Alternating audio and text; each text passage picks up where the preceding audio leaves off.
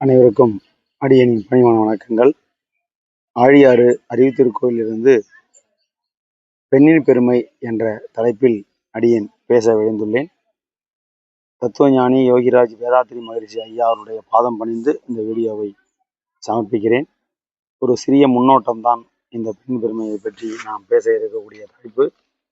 அந்த வகையிலே பொதுவாக இறைநிலையில் தன்மாற்ற நிகழ்வுகளின் சிகரம் மனித இனத்தினுடைய தோற்றமாக கருதப்படுகிறது.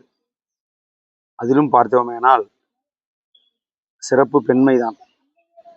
பெண்மையினும் மேன்மை தாய்மை. தாய்மை அடைவது என்பது எந்த ஒரு பிற இளம் உயிரையும் பராமரிக்கும் பொருட்டு அவர்களுக்கு அந்த பாங்கை பக்குவத்தை வரவழைப்பது தாய்மை. எந்த ஒரு மனிதன் வாழ்க்கையிலும் பெண் தாயாகவோ அல்லது கூட பிறந்த சகோதரியாகவோ வாழ்க்கை துணையாகவோ அல்லது தாதியாக வேணும் ஒரு முக்கிய பங்கு வகிக்கிறாள். பெண்ணின் பல்வேறு அந்த பல்வேறு பாங்குகளில் அருள் தந்தை அவர்கள் மேன்மையுள்ள பெண்ணினத்தை பற்றி சிறப்பாக பேசியிருக்கிறார்கள். பெண்ணின் பெருமை என்ற நூலில் பேசியிருக்கிறார்கள். பெண்ணினத்தை காலச்சூழல் காரணமாக இதுவரையிலும் இரண்டாம் பட்சமாக தான் வைத்திருந்தார்கள். மனிதகுலம் இதுவரையும் அவர்களுக்கு இரண்டாவது இடத்தை தான் கொடுத்து முதலிடத்தை கொடுக்க பல்வேறு சூழலை உருவாக்கவில்லை. காடுகளில் மனிதன் வாழ்ந்திருந்த காலத்திலும் கூட ஆண்கள் வெளியே சென்று உணவு தேடி வருதல், வேட்டையாடி வருதல், பாதுகாப்பு அளித்தல் என்றும் பெண்கள் இருப்பிடம் பேணுதல், வளர்ப்பு ஆகியன கவனித்தல் என இன்றைய காலத்திலிருந்தே பழக்கம் வழக்கமாகிவிட்டது.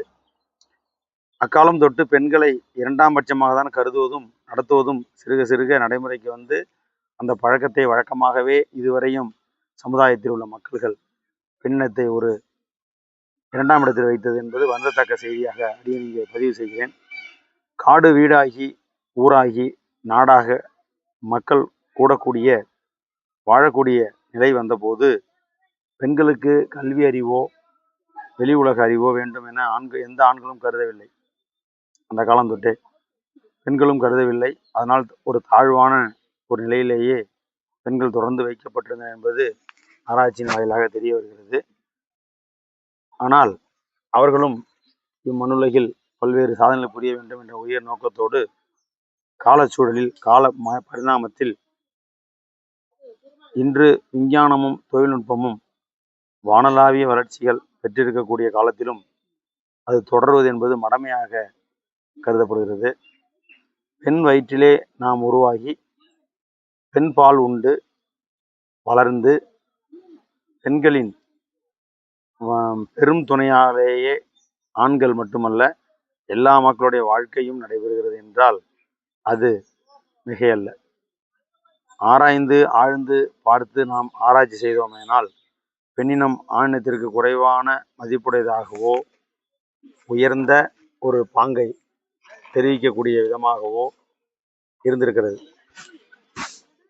ஏனென்றால் இன்றைய காலகட்டத்தில் பெண்களுக்கு கொடுக்கக்கூடிய முக்கியத்துவம் என்பது அதிகமாகி வருகிறது. மதிப்புடையதாகவும் சமமாக நடத்தக்கூடிய அமைப்பாக தற்போது நடந்து வருகிறது.